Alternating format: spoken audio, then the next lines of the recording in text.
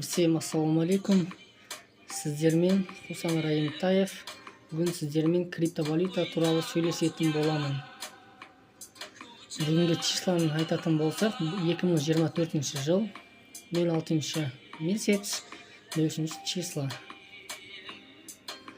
Бүгін өзімнің прогнозыммен сіздермен бөлісетін боламын. Менің прогнозыма келетін болсақ, криптовалюта ішінде менде XRP деген монета болады. XRP монетасы болады. XRP монетасына келетін болсақ, ол Ripple компаниясының монетасы болып есептелінеді. Ол Ripple компаниясы сол қазіргі дүние жүзіндегі ең үлкен инвестиционный компания болып табылады. Ол көбінесе сол банковский банкпен жұмыс істейді. Банк саласында, финансовый саласында жұмыс істейді. Сол XRP-ге келетін болсақ, бұл XRP $100 инвестиция істейтін болсақ, қазіргі таңда біз 193 тугын аламыз XRP монетасын.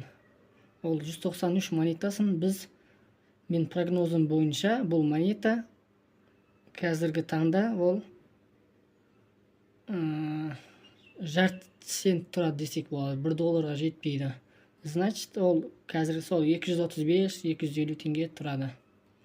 Сол 250 теңге, 230 теңгеден 193 туг алатын болсақ, $100-ға біз болашақта ол $10-ға немесе $20-ға көтерілуі мүмкін. Менің прогнозым бойынша сол $20-ға көтерілетін болса, біз 1,737,000 теңге ақша табамыз.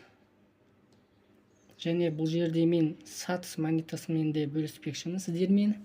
Бұл монета тоже қазіргі таңда 0 теңгенің ішінде тиын тұрады. Сатыс монетасына біз $100 инвестиция істейтін болсақ, біз 315,258,511 штук сатыс монетасын алатын боламыз. Бұл монетаның менің прогнозым бойынша ол 0,14